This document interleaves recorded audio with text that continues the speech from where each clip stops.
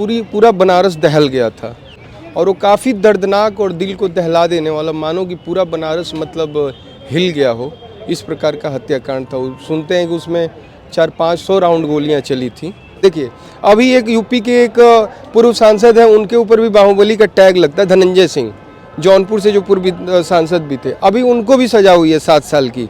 लेकिन वहाँ तो किसी भी प्रकार की बात नहीं है कि भाई मिट्टी में एक तरह से तो वो भी मिल ही रहा है ना, सांसदी का उनका टिकट कट गया, उसके चलते लड़ नहीं सकते क्योंकि आप 7 साल से ज़्यादा कन्विक्ट हो गए। क्या कसा जा रहा है, जिसके चलते माफिया लोग टाइप के लोग जो हैं उनमें तड़फड़ाहट हो रही है और उनको लग रहा है कि मिट्टी में मिलाने का काम हो रहा है। किस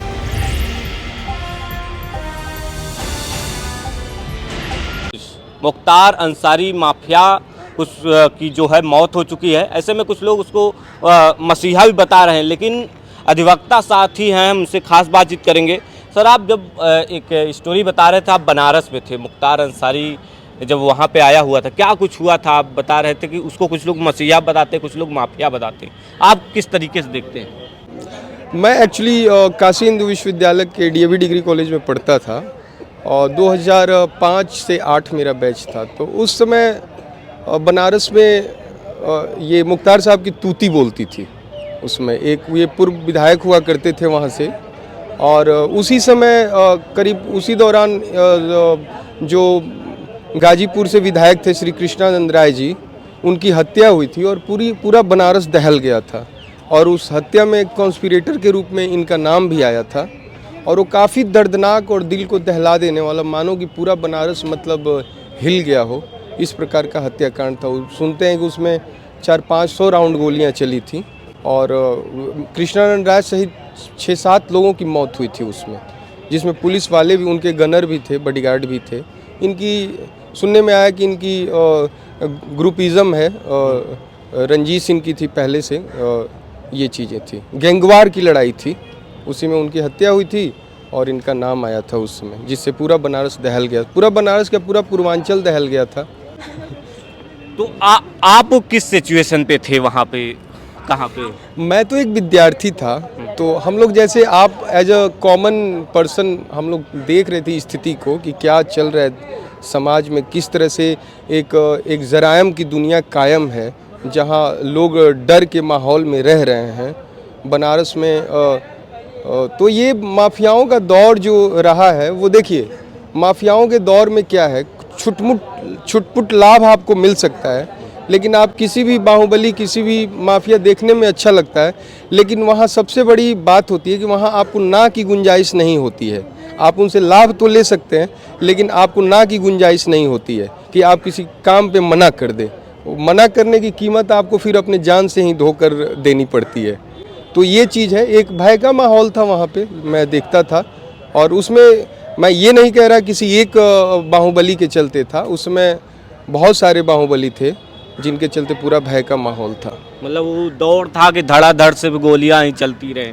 हाँ, मुख्तार अंसारी के भी एक दौर था, पूरा एक दौर था, धड़ाधड़ गोलियां चल रही है। हम लोग जाते थे कॉलेज तो देखते थे साइड से साए ब्लैक गाड़ियां जा रही हैं, 5, 7, 10, और पता चले कौन है भाई, तो ये कोई है, बाहुबली हैं, मुख्तार अंसारी जिसका नाम है। उन मुख्तार अंसारी भी और भी लोग थे। मैं साथ साथ ये भी कह रहा हूँ, कई गैंग वहाँ काम करते थे पूर्वांचल के। तो और बनारस चूँकि बड़ा शहर है, तो वहाँ लोगों का आना जाना, प्रॉपर्टी, रियल एस्टेट आप जानते हैं एक बड़ा कारोबार है। फिर उधर रेलवे के ठेके ओके को लेकर भी रंजिशें हुआ करती थी। तो माफियाओं को मिट्टी में मिला दूंगा, योगी आदित्यनाथ जो है, योगी सरकार जब लगातार ये कहती, तो आपको क्या लग रहा है, वाकई जो है योगी सरकार माफियाओं को मिट्टी में मिला रही है?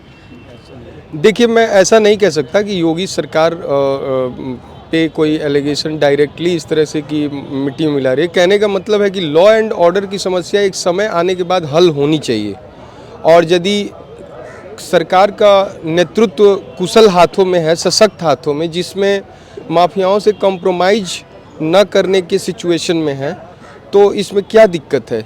यदि माफिया राज किसी, मैंने कहा आपसे कि आपका कोई दोस्त माफिया हो तो आप केवल हाँ की चांसेस है वहाँ, आप ना उससे नहीं बोल सकते।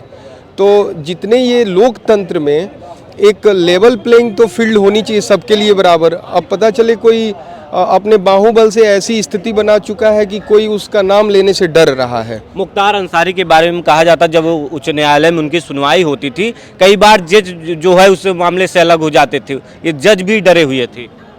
उनके बारे में कहा जाता जेलों में उन्होंने तालाबें खुदवाई, मछलियाँ तालाबों से खाते थे अपनी मन मर्जी से, ऐसा भी दौर रहा है। ऐसा कुछ नहीं है, ऐसा कुछ नहीं है कि किसी पर्टिकुलर किसी बंदे को उसको ऐसे करने हैं, उसको जो है क्रिटिसाइज करना या उसको बदनाम करना, ये अलग चीज़ होती है। कोई भी एक सब कोर्ट ऑफ लॉ है इंडिया में, तो जो सज़ा जिसको मिली है सबको बराबर उसमें देखा जाता है। जेल के अंदर सभी एक तरह से ही देखा जाएगा, ना ही कि पर्टिकुलर उस बंदे को मुख्तार अंसारी हो चाहे छोटा कोई क्रिमिनल हो।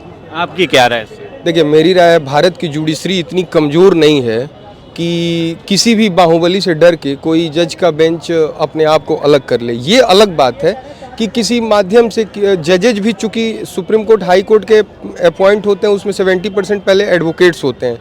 तो मान लीजिए किसी केस में उन्होंने पहले पैरवी उनकी की हो या किसी और व्यक्तिगत कारण से वो अपने आप को अलग कर सकते हैं, लेकिन डर का भाव नहीं होता है। भारत की जुडिशरी काफ़ी सशक्त है और ऐसे छोटे जुडिशरी, हाई कोर्ट और सुप्रीम कोर्ट की नज़र में ये लोग छोटे मोटे बंदे हैं, वहाँ आम आदमी के लिए ये लोग बड़े हैं, वहाँ के लिए। दूसरी बात ये है कि जो आपने कही जेल के अंदर जो सुविधाओं का मिलना, वो एक अलग बात है, वो बहुत कुछ डिपेंड करता है। डीजीपी कह रहे थे जब जेल में जो है पिस्टल जा सकता तो जहर भी जा सकता है। सर, वो बहुत कुछ डिपेंड करता है कि जेल का अधिकारी कैसा है। यदि जेल का अधिकारी करप्ट है तो आप किसी भी कैदी को बहुत सारी सुविधाएं दे सकते हैं, आप, ये अलग बात है।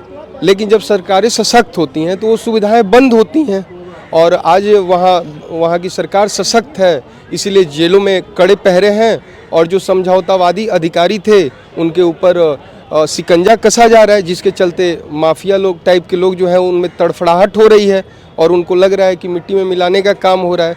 किसको, देखिए, एक धीरे धीरे आपको जरायम का जो दौर होता है वो लोगों को अच्छा लगने लगता है, लेकिन फिर ना आप कई बार होता है, आप देखते होंगे बीमारी से आदमी अभ्यस्त हो जाता है तो बीमारी अच्छी लगने लगती है, लेकिन जब आप दवा खाएंगे तो परेशानी और बेचैनी तो होगी ही। तो एक तरह से ये इलाज ही हो रहा है, और इसमें मैं किसी धर्म विशेष की बात नहीं कर रहा। माफियाओं का एक अलग ही उनकी जाति होती है, तो कहने, और वो किसी के लिए ठीक नहीं होती है। ये अफजाल अंसारी के जो हैं, उनके मुख्तार अंसारी के भाई, वो कह रहे हैं कि इनके जो शव को जो है कभी भी खोदा जाएगा, निकाला जाएगा तो सुप्रीम कोर्ट में पेश करेंगे। आज मेरी सत्ता नहीं है तो बाद में पेश करेंगे, बाद में सुप्रीम कोर्ट में देंगे। देखिए, दरअसल ठीक है, उनके भाई साहब जो बात कह रहे हैं, देखिए उस तरह से चीज़ें नहीं होती हैं।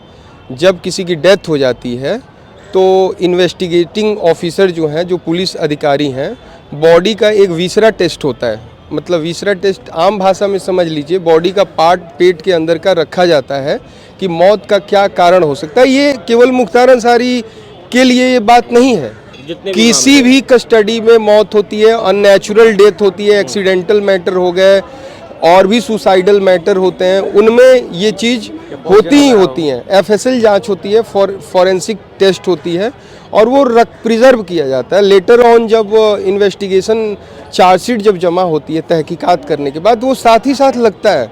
ऐसी बात नहीं है कि उसे लाश को निकलवा कर जाँच करवाने की ज़रूरत नहीं है। वो विसरा टेस्ट जो होता है टेक्निकल भाषा में, डॉक्टरी लैंग्वेज में, मेडिकल लैंग्वेज में, वो रखा ही जाता है प्रिजर्व करके, और वो किया जाता है। और मैं दूसरी बात एक चीज़ और कहूँगा, देखिए अभी एक यूपी के एक पूर्व सांसद हैं, उनके ऊपर भी बाहुबली का टैग लगता है, धनंजय सिंह, जौनपुर से जो पूर्व सांसद भी थे, अभी उनको भी सजा हुई है 7 साल की। लेकिन वहाँ तो किसी भी प्रकार की बात नहीं है कि भाई मिट्टी में एक तरह से तो वो भी मिल ही रहा है ना, सांसदी का उनका टिकट कट गया, उसके चलते लड़ नहीं सकते चूँकि आप 7 साल से ज़्यादा कन्विक्ट हो गए। तो बहुत ज़्यादा धर्म में घसीट के लाने की मैं ज़रूरत नहीं समझता हूँ। माफियाओं की एक अलग कौम होती है, और जो खेल का हाँ, जो खेल मंत्री है, और वो चलना चाहिए। क्या नाम है कि रूल ऑफ लॉ प्रिवेल करता है भारत में, और कानून को अपना काम हमें करने देना चाहिए, मैं यही कहूँगा। देखिए, किसी भी व्यक्ति के समाज में सेवा करने का माध्यम अलग अलग हो सकता है, और एक ये भी सच्चाई है कि सेवा पैसों से होती है, और वो पैसे कहाँ से आ रहे हैं ये मायने रखती है।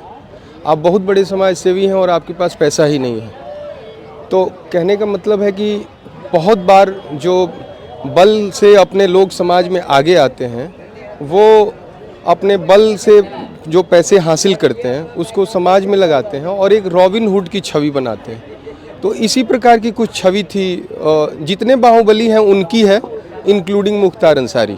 बहुत बहुत धन्यवाद सर। शुक्रिया। मुख्तार अंसारी मामले पर जो है लगातार जो है हलचल मची हुई है। फिलहाल आप क्या सोचते हैं, हमें अपनी राय जो है कमेंट बॉक्स में जरूर बताइएगा।